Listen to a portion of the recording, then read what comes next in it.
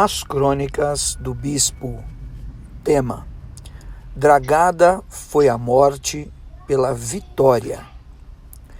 Muito bem, esses dias têm sido dias intensos de jejum, de oração, de meditação na palavra do Senhor, e como uma prática contínua, como sempre, pela misericórdia de Deus, tem destacado realmente no nosso coração o Espírito Santo, essa necessidade de consagração, de intercessores clamando pelas nossas vidas, da igreja também em comunhão, de jejum e de oração, o que cremos realmente que faz a diferença e acaba nos conduzindo nessa consagração a uma meditação da palavra, e acaba que na conclusão recebemos de Deus o entendimento da palavra ou a visitação do Espírito revelando, mostrando determinados males que de fato precisam ser confrontados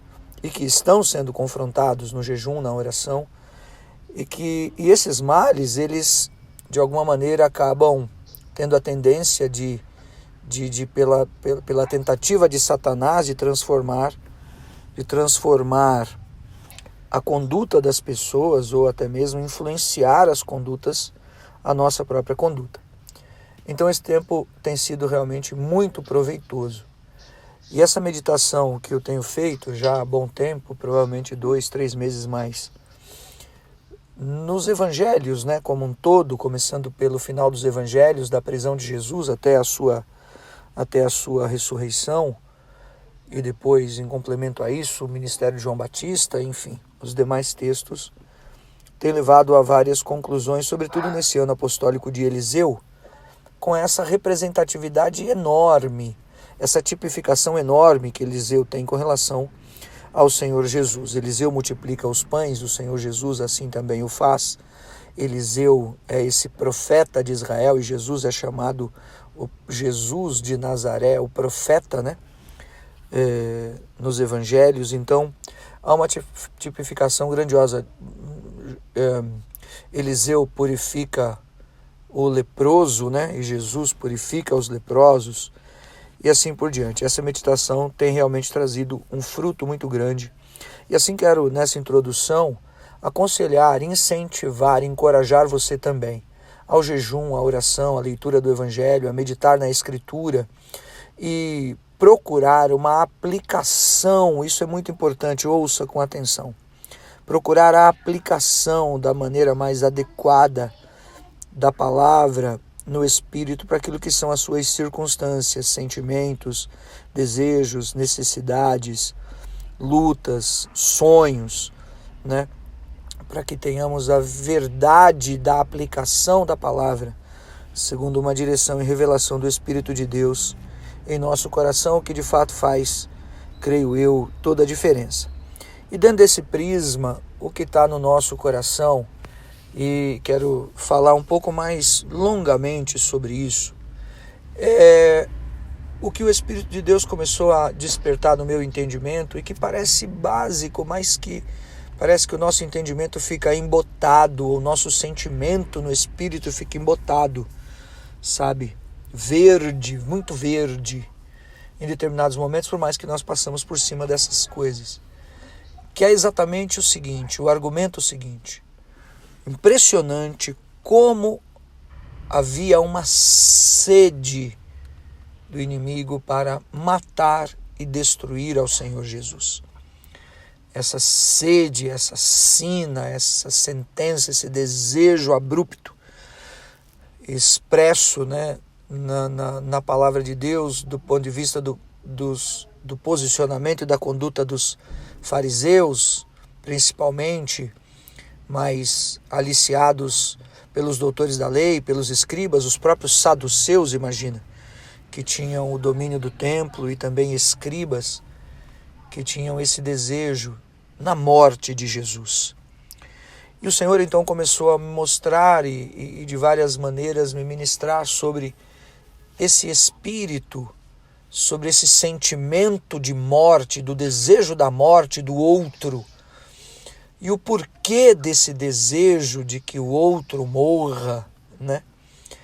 E comecei a reparar isso nos evangelhos e separar esses textos e meditar realmente nesse aspecto. E sobre isso que quero falar com você, porque implica realmente na grandeza do plano de Deus. Está diretamente relacionado na ousadia, na audácia dos intentos de Satanás, né? O apóstolo Paulo diz que nós não podemos negar os desígnios de Satanás. Como está escrito em 2 Coríntios 2:11, para que Satanás não alcance vantagem sobre nós, pois não lhe ignoramos os desígnios. Ou seja, a sabedoria do apóstolo Paulo realmente com um alerta muito grande sobre as ações, os dardos inflamados do maligno, os intentos de Satanás, e reconhecendo realmente uma guerra, uma luta espiritual, para que a gente não seja roubado mesmo. O Senhor Jesus já havia instruído, né, no Getsemane, vigiai e orai para não cair em tentação. Então, dentro desse aspecto, a importância de observar no Evangelho esse sentimento, esse desejo para matar o Senhor Jesus, essa perseguição que foi estabelecida, né? Aquele rigor, aquela dureza de coração para não, que nós vemos no Evangelho por parte dos religiosos, para não aceitar os milagres, aquela inveja, aquilo tudo. E quais são esses desdobramentos que isso tem também em uma aplicação prática para os dias de hoje? E assim, eliminando ao Senhor, eles tinham em tese a forma, ou receberiam dessa maneira a gratificação de ter solucionado o problema. Qual o problema? Aquele, vamos dizer, embusteiro, né? Não vai gerar mais problema, ou não vamos perder mais o controle sobre o povo. E assim eles se justificariam na carne, eliminando o problema. E muitas vezes esse espírito maligno, essa tendência maligna agindo na carne por influências severas de demônios, sabe, podem assolar ou tentar solapar realmente alguém daquilo que é o plano e o propósito de Deus, e até usar uma pessoa por essas finalidades do mal. Quando alguém prefere eliminar alguém do que resolver os problemas, ou reconhecer as suas limitações, ou se arrepender das suas falhas, ou buscar um tratamento e uma cura, o diabo coloca na cabeça da pessoa que é melhor que ela deseje que a outra morra, ou até mesmo pessoas, temos visto esses relatos todos no rádio e na televisão todo dia, não é? Vão às vias de fato para eliminar uma pessoa. Um exemplo mais simplório seria o seguinte: um chefe, por exemplo, no escritório, que ele tem uma desavença com um profissional que é muito capaz, muito competente, que está fazendo a diferença. Ele, então, esse chefe, em uma posição de destaque, de liderança, de influência, se vendo coagido, ameaçado por aquele talento, pela virtude, pelo relacionamento, pela empolgação que aquele profissional traz para os demais ao redor, vai mandar ele embora. Ou mina as suas competências, ou coloca laços para que ele então fique ali neles enredado e seja exposto. Então esse é o exemplo. E contender, confrontar esse sentimento do mal para com o outrem é algo realmente muito especial e muito importante. Primeiro porque, se não for confrontado, a pessoa fica tal e qual eram os fariseus e saduceus, desejando a morte de Jesus. Segundo, a pessoa que não confronta ou contesta esses sentimentos e desejos e inclinações, talvez. Esse termo inclinações é interessante, né? Inclinações, talvez, fica igual aquele povo que estava lá, Cristo ou Barrabás, né? Queremos Barrabás. E o Cristo crucifica-o, né? Muito embora houvesse, claro, a sedição toda comandada pelos fariseus e a incitação que eles mesmos faziam e os depoimentos falsos e tudo, mas Cristo ou Barrabás? Barrabás. E nós temos que confrontar e contender com esse espírito maligno. Eu quero falar já sobre isso, porque envolve o anticristo, envolve o espírito de Jezabel. Mas não podemos, então, consentir nisso. Primeiro porque seríamos comparados ao sentimento dos fariseus, ou então daquele povo que dizia Barrabás, né? Mas também porque dessa forma nós estaríamos incorrendo sem querer, consciente ou inconscientemente, em sermos influenciados ou em alguém ser usado, até mesmo no âmbito do entendimento do que é o anticristo. Porque é contra Cristo, é contra Jesus, né? Então, perseguidores de profetas, perseguidores de pastores, perseguidores da igreja, são pessoas que, seja por cultura, filosofia de vida, seja por alguma ideologia, qual seja ela, no fundo, são apenas demonstrações claras da extensão do braço do anticristo, que é contra Cristo, contra a obra de Jesus na cruz, o seu sangue, o seu poder que está validado. Daí a grandeza dessa visão e revelação do apóstolo Paulo aos Coríntios. Eu já vou falar sobre esses males, mas o apóstolo Paulo vem embasar realmente isso em 1 Coríntios, no capítulo 15. Veja, 1 Coríntios, capítulo 15, a partir do versículo 54. E quando esse corpo corruptível se revestir de incorruptibilidade, e o que é mortal se revestir de imortalidade, então se cumprirá a palavra que está escrita: tragada foi a morte pela vitória. Onde está, ó morte, a tua vitória? Onde está, ó morte, o teu aguilhão? O aguilhão da morte é o pecado, e a força do pecado é a lei.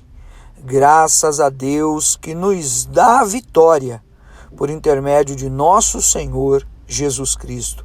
É o versículo 57. Veja novamente. Graças a Deus que nos dá a vitória por intermédio de nosso Senhor Jesus Cristo. Ou seja, essa vitória nele, Senhor, até mesmo contra a morte, não é? Depois, em outro texto, ele vai dizer que a morte é o último inimigo a ser vencido, mas aí reportando a uma condição realmente apocalíptica.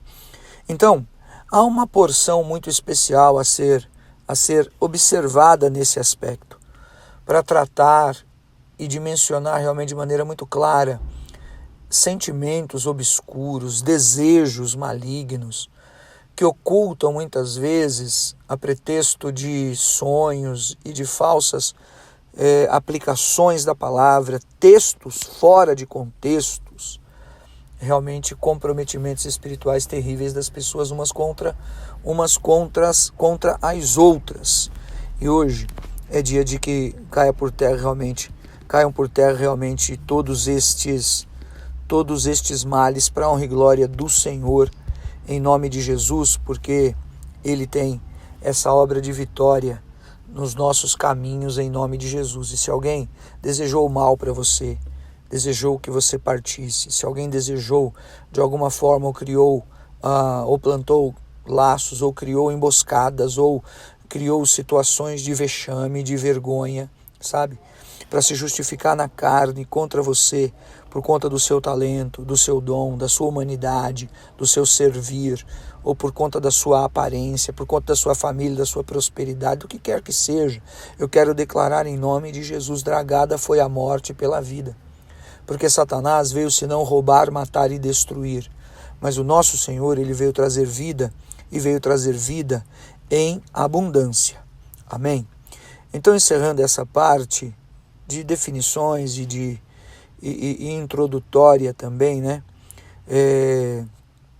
E essa parte introdutória também, veja com atenção como que era, né? Ou como funcionava, ou como se manifestou na Escritura esse intento e esse desejo, essa sedição, essa sede pela morte do Senhor Jesus por parte dos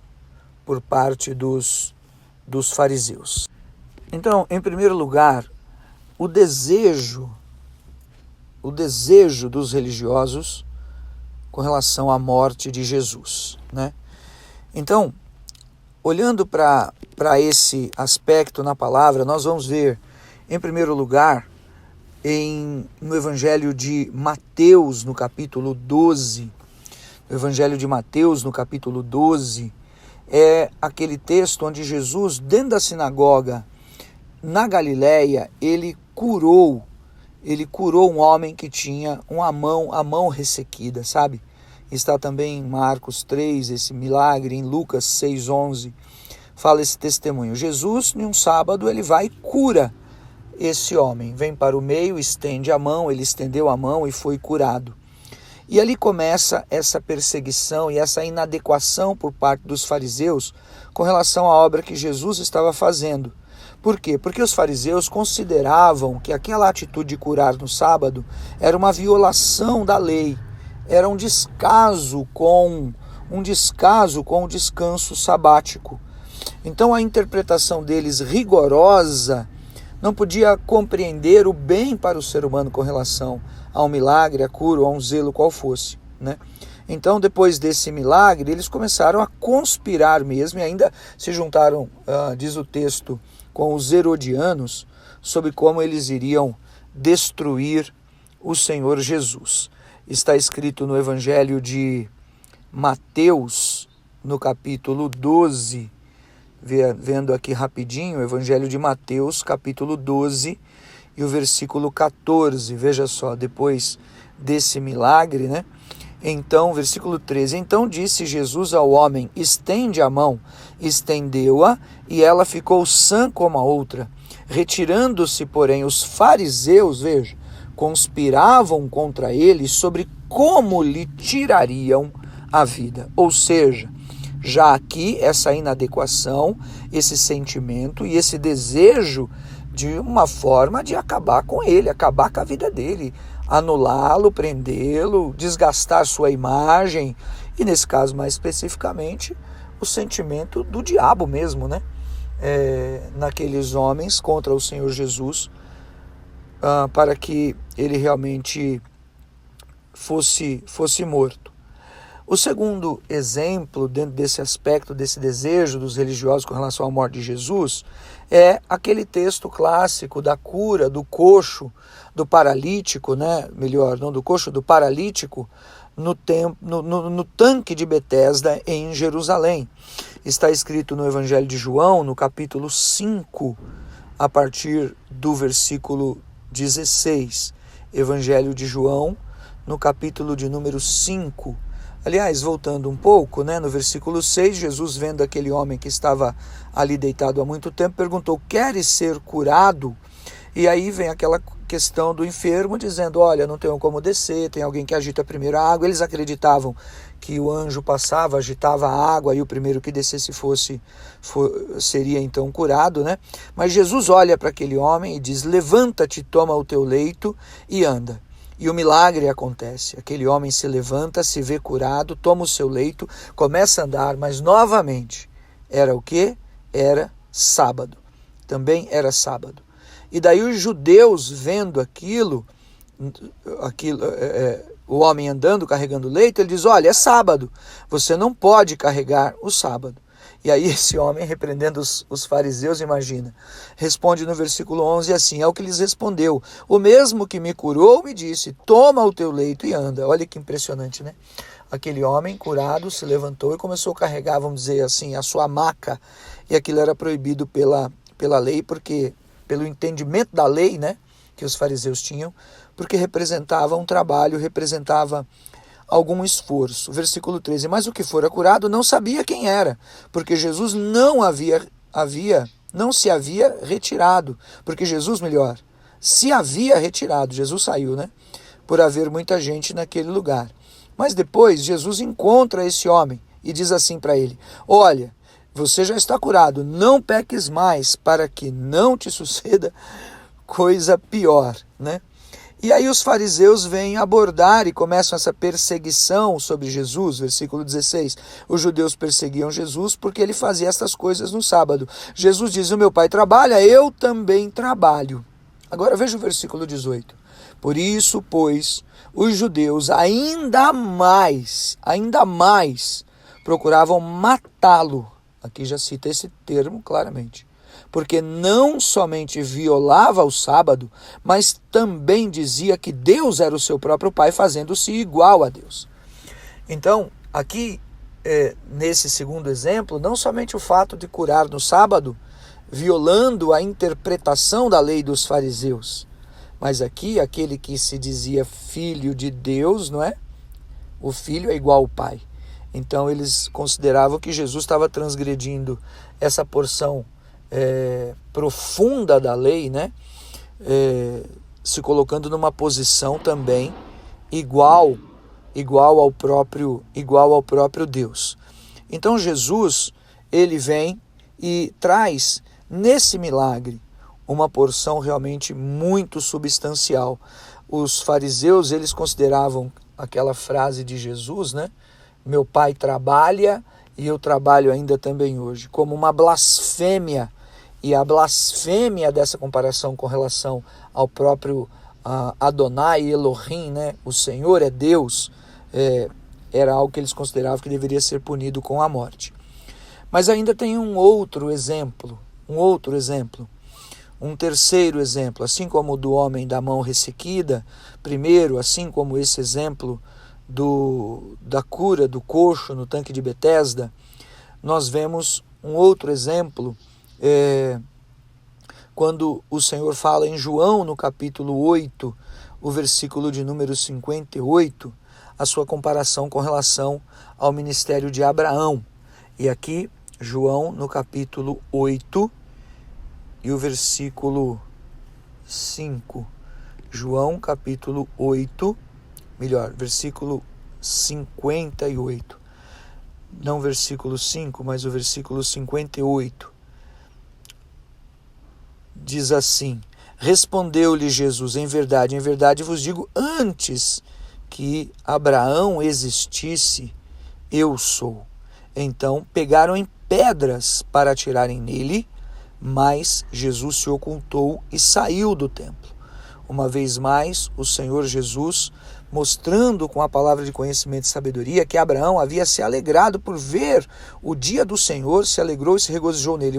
Uma revelação profunda do Senhor nesse tempo onde ele estava em Jerusalém.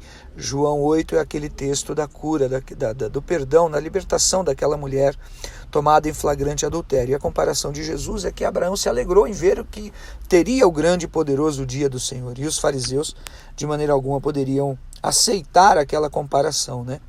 Então, Jesus afirmou, antes que Abraão existisse, eu sou. E aquela era uma frase direta, muito objetiva ao nome do próprio Deus no Velho Testamento, que é o eu sou. Eu sou é aquela palavra de Deus, né, do próprio Senhor Deus, para Moisés, em Êxodo 3,14. Então eles queriam matar Jesus e pegaram em pedras para o apedrejar. Mas talvez, em quarto lugar, o exemplo mais claro que vemos dessa perseguição dos fariseus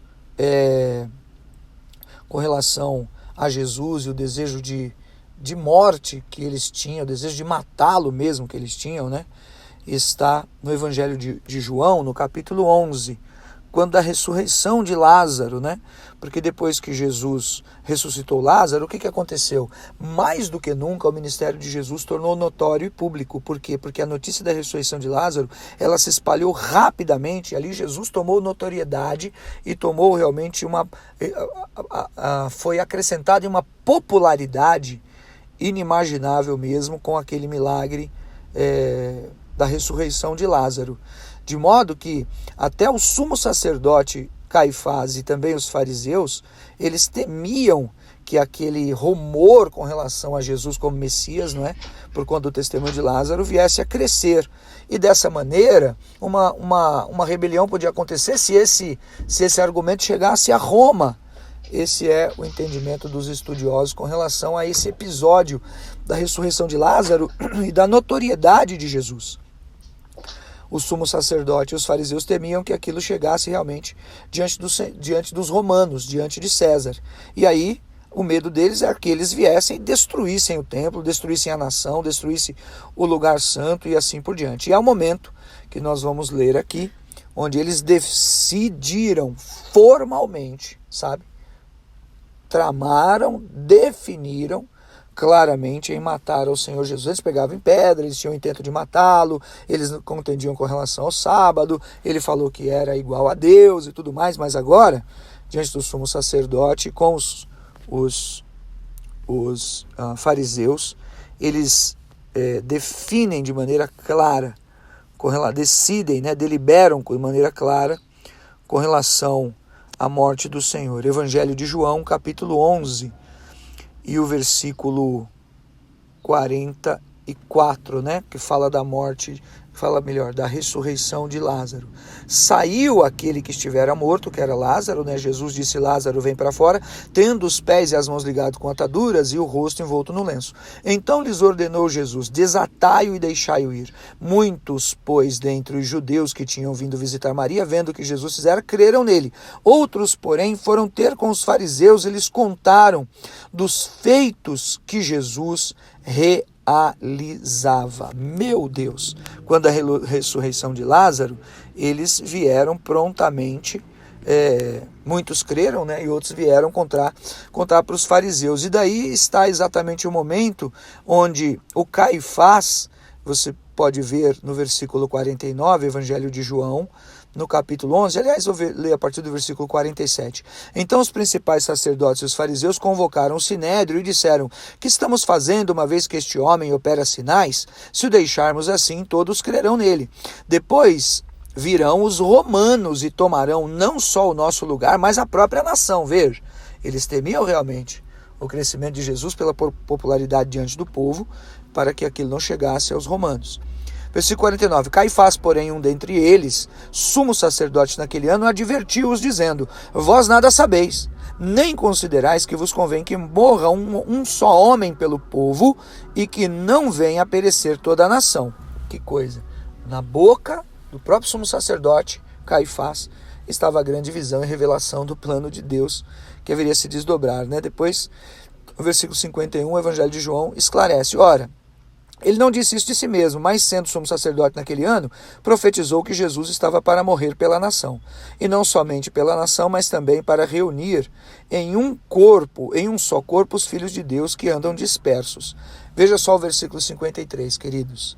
Desde aquele dia, resolveram matá-lo.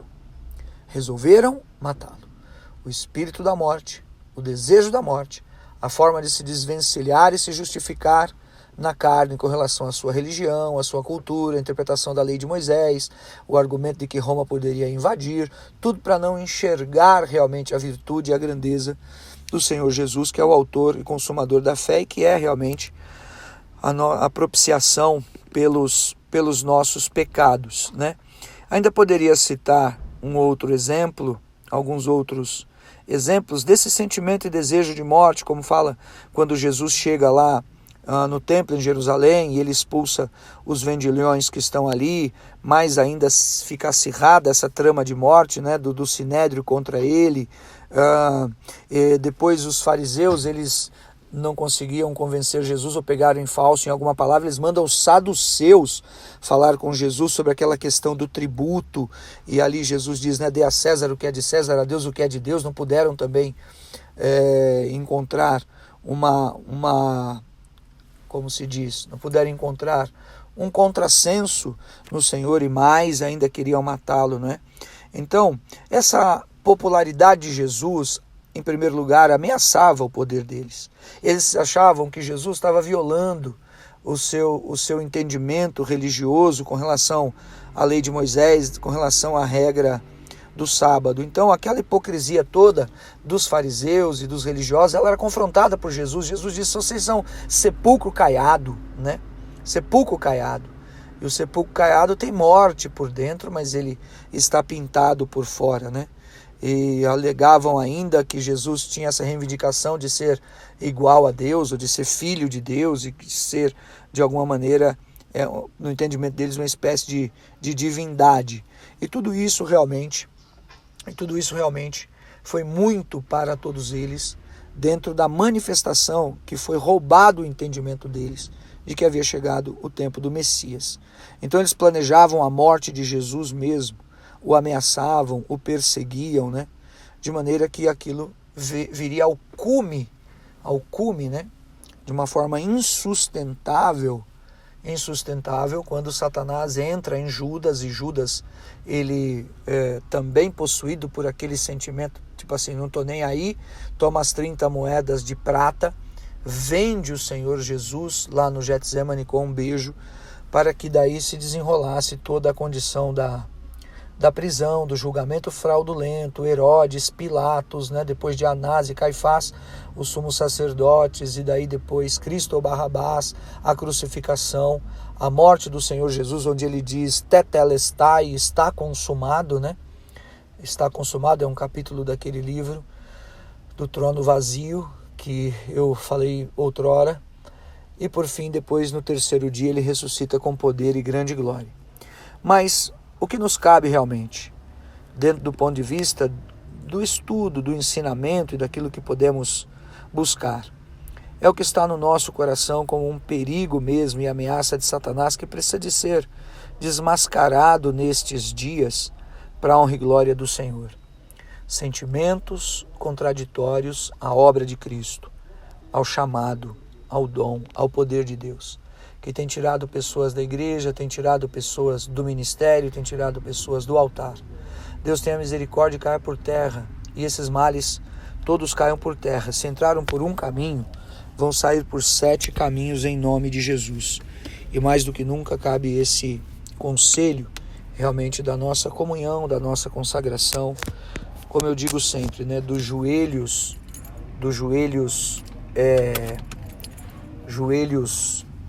dobrados e o coração prostrado diante do Senhor, em arrependimento, porque não somos perfeitos, em busca pelo perdão, liberando o perdão e realmente buscando essa consagração diante do Senhor, né?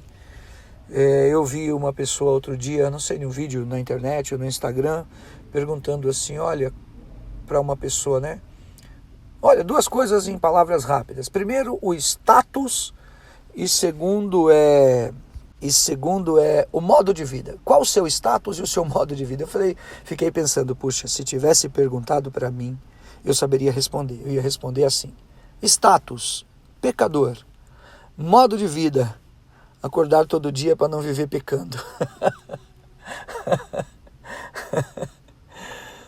Porque a sabedoria do apóstolo Paulo, né? Enquanto estivermos esse tabernáculo de carne e osso, nós estamos sujeitos às fraquezas da carne, né? As fraquezas da volatilidade da alma. E por isso realmente há uma unção do Espírito sobre nós, para que nós possamos resistir ao diabo e não viver na ótica daquilo que ele quer obrigar ou tentar obrigar as pessoas a viverem. Principalmente os filhos da desobediência, aqueles que não têm esse entendimento da visão e da porção que vem do Senhor. Muito bem, nos evangelhos esse sentimento de morte contra o Senhor Jesus. E reforçando isso, aqueles que desejam a destruição de um pastor, de uma pastora, aqueles que são de alguma maneira levados a justificar as suas fraquezas, seus erros e os seus ocultos e suas bobagens todas, querendo eliminar quem quer que seja, está na realidade fazendo coro com os fariseus, doutores da lei, escribas, herodianos e saduceus, né? Que é na realidade o braço da voz do próprio Satanás. Mas há uma vitória também poderosa na consagração, na renúncia, na abnegação, onde o Senhor testifica e confirma a sua vontade e aquilo que Ele permite. Porque Ele é a ressurreição e a vida, Ele é o autor e consumador da fé. Então aquilo que o Senhor tem para realizar na vida das pessoas, Ele realizará, sem detenças. Mas o nosso caminho, o nosso coração não pode estar à mercê desses roubos e sentimentos degradantes em nome de Jesus, e não estará. E se o inimigo entrou por um caminho, ele vai sair por 7 caminhos em nome de Jesus. Ainda assim, eu fiquei pensando nessa porção e vendo como que é um assunto, né? Ou uma história que perpassa toda a Bíblia. Você vê, por exemplo, Faraó manda matar os meninos hebreus, não é? O espírito de morte, o desejo da morte. Por quê? Porque tinha chegado os prazos Satanás sabia da profecia de Gênesis 15 de Abraão, que Abraão havia falado, dos 400 anos, né? E estava para nascer o libertador. Então Satanás é terrível. Você vê Herodes depois, não é? Herodes, no Evangelho de Mateus, no capítulo 2, mandando matar também de 2 anos para baixo todas as crianças, os meninos nascidos em Belém, na região, por conta daquela informação que ele teve pelos magos do Oriente, né? Também espírito de morte, desejo de morte, iniciativa de Satanás para cercear, destruir aquilo que seria o plano de Deus no próprio nascimento do Senhor, né? Então esse espírito de morte tem também esse sentimento e desejo da morte, né, para resolver os problemas, eliminando, tirando da frente aquela alma, aquela vida, aquela pessoa. Voltando no exemplo lá do chefe que manda o cara capaz embora, né? É um assunto que perpassa a palavra de Deus. Você pode ver também, por exemplo, aquilo que aconteceu com o rei Saul. Um espírito maligno atormentava Saul e por 2 vezes ele tentou encravar Davi na parede. O rei Saul também, não é? Queria matar Davi.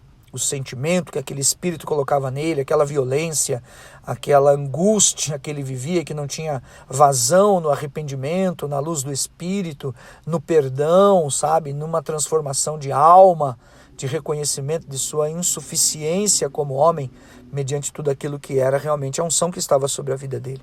E se esvaziar no espírito, para quê? Para depender de Deus. Porque a maior que está em nós, realmente não era para caber em nós. Mas quando nós, então, partimos do princípio do reconhecimento, da renúncia, e partimos do princípio de que nós estamos rendidos aos pés do Senhor, reféns do Senhor, dependentes do Senhor, então ele pode usar e operar através das nossas vidas. E Saul é esse exemplo também, que queria matar o ungido de Deus, aquele que havia sido ungido para ser levantado como rei. Mas o próprio Davi, em 2 Samuel, no capítulo 11 e 12, ele também acaba sendo vitimado pelo desejo de matar uma pessoa para resolver seus problemas. Davi teve um caso com uma mulher que se chamava Batseba, e depois ele manda trazer o marido dela da guerra para encurtar a história. E quando o homem vem, Davi tenta fazer com que ele fosse para sua casa, ficar com sua mulher e assumir o filho que a mulher havia concebido e era de Davi. O homem não vai, volta para a guerra com uma carta ao comandante, carta essa que era uma direção de Davi para que ele fosse deixado na batalha e morresse. Ou seja, Urias, o marido de Batseba, não morreu pela espada de Davi. Ele morreu pela tinta da caneta de Davi. Então é aquela frase que eu falei há algum tempo atrás, aí não sei quando, né? Momentos em que a caneta mata mais do que a espada. Mas na realidade Davi queria resolver os seus problemas, as suas brechas, ele queria ocultar os cadáveres de sua vida, de suas ações e daquilo que estava ali acontecendo em Jerusalém, que não agradava ao Senhor. E a sua iniciativa foi realmente por esse desejo de morte. Como nós vemos o desejo de morte de Saul para com Davi, para que ele tivesse o livramento e o alívio, né, daquele que seria o próximo rei. Davi, da mesma maneira, para ocultar a sua decadência. E os fariseus e saduceus, assim por diante, como eu já disse, desejando também a morte do próprio Senhor Jesus. Mas eu não poderia deixar de falar aqui sobre o exemplo do apóstolo Paulo. E por que esse exemplo ele é muito importante, está diretamente relacionado a esse assunto? Porque o apóstolo Paulo, sabemos que é o Saulo que se converteu. E Saulo é este fariseu da tribo de Benjamim, bem criado, né, aos pés de Gamaliel, e que era perseguidor da igreja. E o sentimento que ele tinha era esse sentimento de morte, agora não mais contra o Cristo, porque o Senhor Jesus já havia feito a obra e subiu aos céus, mas agora contra a igreja, a perseguição de Satanás contra a igreja, né? Que é aquilo que eu havia mencionado sobre esse espírito do anticristo, que um dia se manifestará e se apresentará como um homem que será levantado na terra com poder religioso e poder político, assim por diante. Não é o assunto hoje. Mas o apóstolo João, ele fala em 1 João no capítulo 4, que muitos anticristos já têm saído pelo mundo, né? E veja só o que diz Atos, capítulo 8, versículo 1. E Saulo consentia na sua morte. Que morte? A morte de Estevão. Estevão que foi martirizado. Naquele dia levantou-se grande perseguição contra a igreja em Jerusalém. Todos, exceto os apóstolos, foram dispersos pelas regiões da Judéia e da Samaria. Alguns homens piedosos sepultaram Estevão e fizeram grande pranto sobre ele. Olhe só, Atos 8, versículo 3. Saulo, porém, assolava a igreja, entrando pelas casas e arrastando homens e mulheres, encerrava-os no cárcere. O que o Saulo fazia? Um desejo de perseguição, uma alegria com a morte de Estevão sem igual. Trouxeram as vestes de Estevão e colocaram aos pés do apóstolo Paulo, de Saulo, né? Que sentimento é esse? Que desejo é esse? Que horror é esse?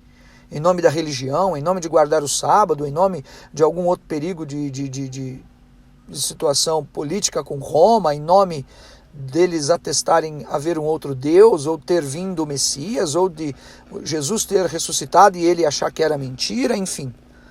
Que sentimento terrível esse que domina o coração de uma pessoa, entende? Veja ainda mais no capítulo 9, daí, versículo 1, né?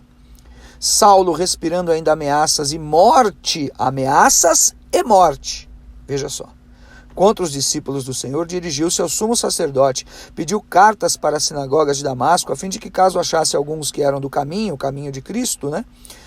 Assim, homens como mulheres, os levasse presos para Jerusalém. Veja, perseguição, prisão, né? Assolação, morte, ameaças, né? É o que Saulo era esse instrumento ali, levasse preso para Jerusalém. Versículo 3, seguindo estrada fora, aproximar de Damasco, subitamente viu a luz do céu que brilhou ao seu redor. Uau! E daí este homem cai e ele vê o Senhor Jesus. Ele vê o Senhor Jesus e aí sabemos da conversão de Saulo. Não é o caso que eu quero falar aqui, né, das escamas dos olhos, mas ele vai chegar até o Ananias. E o Senhor revelou a Ananias, que era um irmão lá de Damasco, que ele iria receber o Saulo. Veja só o que o Ananias fala no versículo 13, Atos 9, 13. Ananias, porém, respondeu: Senhor, de muito tenho ouvido a respeito desse homem, quantos males tem feito aos teus santos em Jerusalém. E para aqui trouxe a autorização dos principais sacerdotes para prender a todos os que invocam o teu nome. Ou seja, Saulo também é esse exemplo, não é, desse mal que o inimigo tenta colocar como característica sobre a vida das pessoas. Se você reparar e lembrar comigo, o profeta Eliseu foi jurado de morte por Jezabel, que queria arrancar a sua cabeça. Então, Jezabel, quando ela morre, né, atropelada por Jeú, o rei de Israel, os cães comem as carnes de Jezabel e vão lá ver, e fica ali aparente. Está escrito assim na palavra de 2 Reis 9:30, veja. Tendo Jeú chegado a Jezreel, Jezabel o soube. Então se pintou em volta dos olhos, enfeitou a cabeça e olhou pela janela. Ao entrar Jeú pelo portão do palácio, disse ela: Teve paz Enri que matou seu senhor? Levantou ele o rosto para a janela e disse: Quem é comigo? Quem? E 2 ou 3 eunucos olharam para ele. Então disse ele: Lançai-a daí abaixo. Lançaram-na abaixo e foram salpicados com o seu sangue a parede e os cavalos, e Jeú a atropelou. Entrando ele, havendo comido e bebido, disse: Olhai por aquela maldita e sepultai-a, porque é filha de rei. Foram para sepultar, porém não acharam dela senão a caveira, os pés e as palmas das mãos. Meu Deus! Acharam somente o que, queridos? A caveira. A caveira é o símbolo do espírito da morte, do desejo da morte, da perseguição da obra de Deus, do reino de Deus, dos servos de Deus. Então, em grande medida, preste bem atenção nisso, esse sentimento dos fariseus com relação ao desejo da morte de Jesus, em todos aqueles argumentos que ali foram apresentados, assim como Saul, assim como Davi naquele caso, e o Saulo.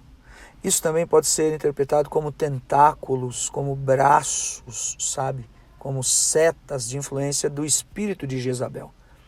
Do espírito de Jezabel, que quer realmente trazer destruição, morte, roubo, quer danificar as árvores frutíferas e aprisioná-las em religiosidades vãs, em rituais, em idolatrias. E a minha oração e o meu desejo e toda essa mensagem e estudo é para te dizer, em nome do Senhor Jesus, já existe uma libertação derramada, manifesta sobre a sua vida. Porque dragada foi a morte pela vitória, destruída foi Jezabel pela vitória. Grandioso é o nosso Deus. E qual vitória? A vitória da morte dele na cruz, porque os fariseus achavam que eles é que o estavam matando. Aquele espírito maligno achava que eles é que o estavam punindo. Jezabel manifesta lá na mulher de Herodes, na Herodias, e na filha dela, que cortaram a cabeça de João Batista, que não puderam, nas mãos lá de Jezabel, fazer a mesma coisa com Elias, muito embora ele tenha ido para a caverna, mas depois foi assunto aos céus, sabe? Não puderam fazer esse mal, estava lá, achando que estava matando o Filho de Deus, mas não era a verdade. A verdade é que ele estava se entregando. Ele estava se entregando com poder e autoridade. Ele disse assim, Pai, eu cumpri o que o Senhor me... Eu te glorifiquei cumprindo o que o Senhor me disse, consumando o que o Senhor me disse. Está escrito no Evangelho de João, capítulo 12, de maneira clara. Eu te glorifiquei, Jesus disse, cumprindo o que o Senhor determinou, consumando o que o Senhor determinou. E Jesus diz assim, Pai, agora me glorifica também, com a glória que eu tinha antes contigo. E de fato essa é a vitória. E essa vitória possa invadir o teu corpo, levando saúde, a tua alma, levando essa renovação e entendimento para que sejamos realmente reféns do Espírito Santo de Deus. Quando digo reféns, no sentido realmente de sermos dependentes de Deus em tudo. E para que estejamos ligados à videira verdadeira, porque essa é a nossa vitória.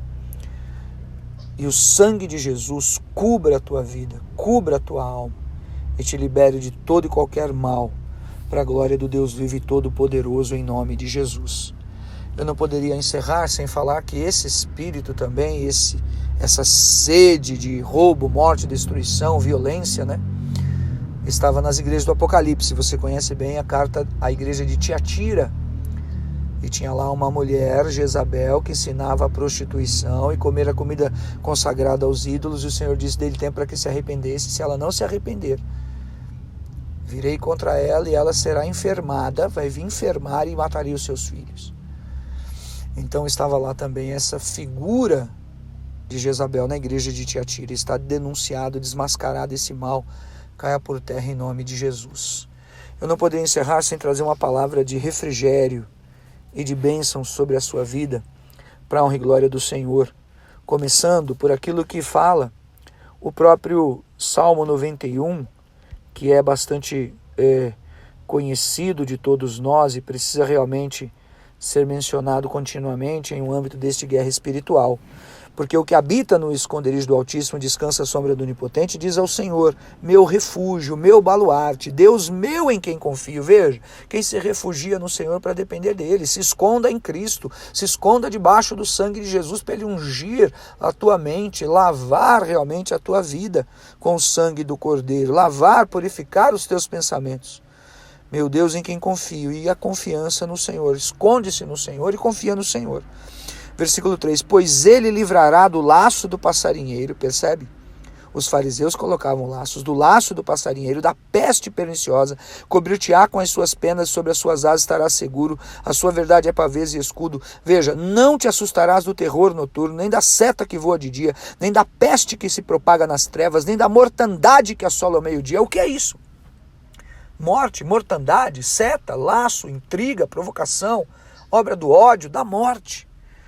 Mas o Senhor disse que queria cobrir e queria livrar E isso realmente é grandioso diante do Senhor sobre nós que tememos a Deus. Ainda o Salmo 103, veja: bendiz, ó minha alma, ao Senhor, e tudo que há em mim bendiga o seu santo nome. Bendiz, ó minha alma, ao Senhor, e não te esqueças de nenhum só dos seus benefícios. Ele é que perdoa todas as nossas iniquidades, quem sara todas as tuas enfermidades, quem da cova redime a tua vida e te coroa de graça e misericórdia. Quem da cova redime a tua vida significa que se o diabo entrou por um caminho e abriu essa cova e te colocou em uma cova, como Lázaro, que morreu como qualquer tipo de salário do pecado, que é a morte, a palavra diz: o Senhor é quem da cova redime a sua alma.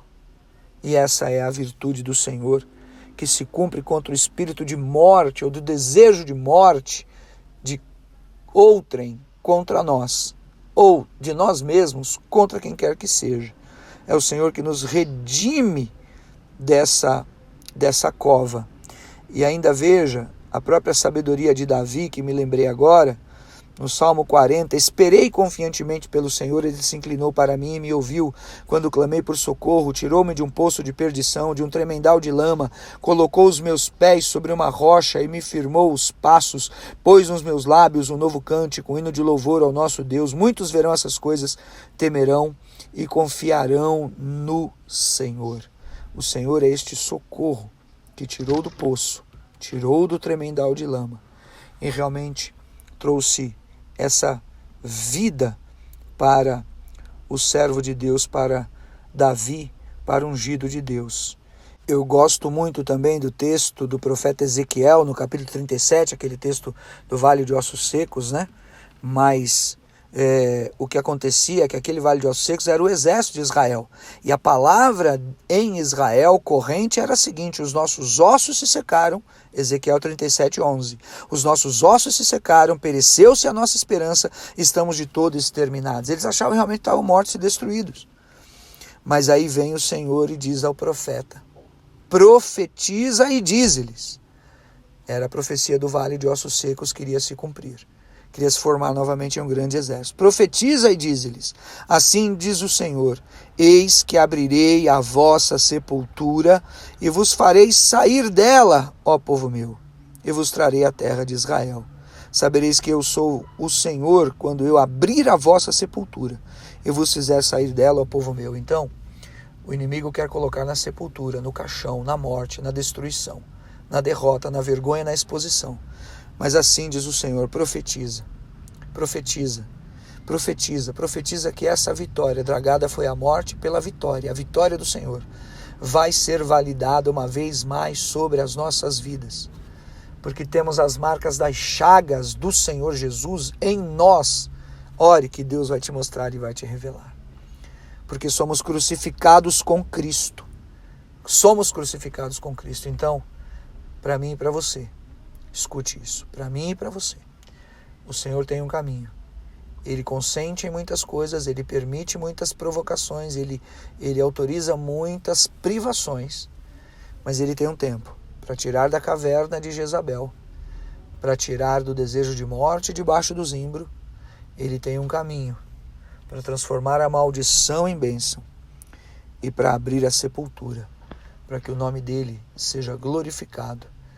Dia de milagres, dia de liberações, dia de honra do Senhor e um tempo realmente especial de cumprimentos, tempo de que se manifeste e se cumpram palavras, visões, autoridades grandiosas do Senhor, porque o Senhor está no controle de todas as coisas e não faltará nem coisa grande nem coisa pequena. Eu oro pela tua vida, pela tua casa, tua família, para declarar que o sangue de Jesus, que tem poder, possa te cobrir, te revestir onde você está, sobretudo a sua mente, a sua alma, e guardar os teus pensamentos, em nome de Jesus, privados de todos esses males, e que a grandeza do sentimento de Cristo esteja no nosso coração em benefício do próximo, porque amamos ao próximo como a nós mesmos. E encerro com isso.